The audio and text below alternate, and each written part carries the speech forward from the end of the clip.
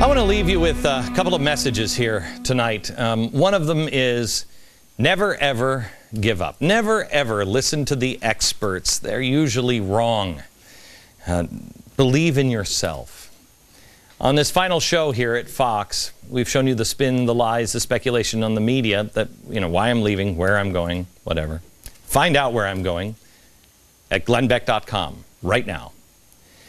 I am leaving because, as I said on my radio program this week, I have given up on admiring the problem. I've given up on the problem, in fact. I am focused solely on the solution. They're making their plans. What are you doing? I'm a dad, too. I am not going to wait around and wait for anybody in the media. Nothing's going to change unless you and I roll up our sleeves and we become part of the solution. And part of that is don't ever allow anyone else, even me and anybody, anyone, tell you what the truth is. Don't allow that. Don't take it as gospel because it's not gospel. You have to find out for yourself what is true. I didn't run away from something. I'm running to something. I know exactly where I'm supposed to be. I was told recently that nobody ever leaves this business. This guy did. He did. Jack Parr, he started The Tonight Show. He did. I don't know why. He might have been crazy, but then again. About 4 months ago, I had made the decision exactly what I was going to do. But it was hard. This is sweet. There's never a bigger platform than the Fox News Channel. Never. There's never a smarter guy I'm going to work with than Roger Ailes. Never. And I live in an apartment here in New York City. I mean, I went apartment hunting with my daughter the other day here in New York. I mean, they're closets. And usually rat-infested closets. I live in a nice apartment here in New York. And it was so surreal because I went home that night after I had seen Spider-Man like the 400th time. And Bono happened to be there. And I was sitting there with my wife at Spider-Man. And understand, I am no different than you. I have never in my life been the cool kid, ever. Ever. I mean, it was cool to be the cool kid for about 2 minutes. And get a text on my phone, and I just laugh. And I show it to my wife, and we're in the middle of watching the show, and she laughs. And what it said was, Bono's backstage. Would you like to meet him? I just looked at her, and I went, this is ridiculous. This is ridiculous. So we went backstage, and afterwards, we went home, and we were standing in our apartment, and I had just a second where I'm like, well, now wait a minute, how do you leave all of this? At this point I was overlooking the skyline of New York. Now again, I'm a guy who I grew up in a small town in Washington. I'm the son of a baker. In my high school yearbook I wrote in New York City. I think I even wrote Rockefeller Plaza in my yearbook because it was my goal. Now here I am in New York. Bono, we're hanging out, B Money, and me. Yeah, right. And I said to my wife, how could we leave all of this? How could we do it? Here I am at the pinnacle. There's nowhere else to go from here. How could this be divinely inspired that we leave? We have access. We're throwing this huge platform away. Well, then I got the message of my life. I'll share that with you next.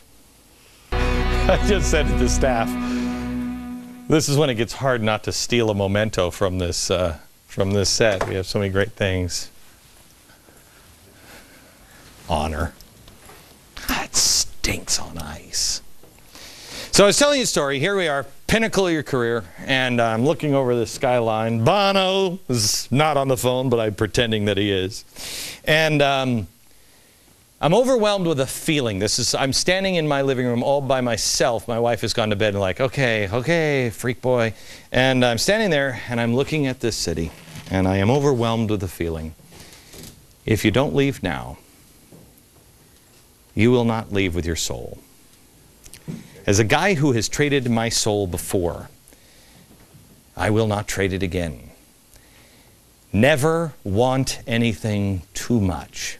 Never. it will destroy you. It all comes down to this. I learned the hard way who I was. We as a country now have a chance to learn who we are, what we're capable of, what we really truly believe before we're forced to learn it the hard way. Now is the time to be part of the solution. Now is the time to stand up. Now is the time to explore before it gets bad. Now is the time to prepare so you can be help for others. That's where I'm headed. Being part of the solution, and I want you to join me. Tonight, I am going to announce another big piece of what I am doing. It is called Mercury 1. I am determined, to my last breath, to fix this country one person, one family, one child, one entrepreneur, one town at a time. We will preserve man's freedom, one state, one country, one planet at a time. Look for that announcement in the next hour. Go now to glennbeck.com. My final thought next. I just said to the guys, this was on my set. I bought this a few years ago. This was on my set at the other network. In the end, you only walk out with what you came with.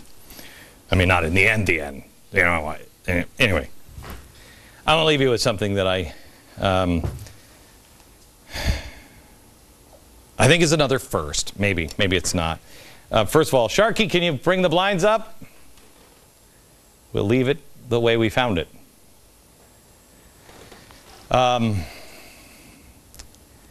It is not the person that is leading the parade. It is not the person on the stage that gets all the credit.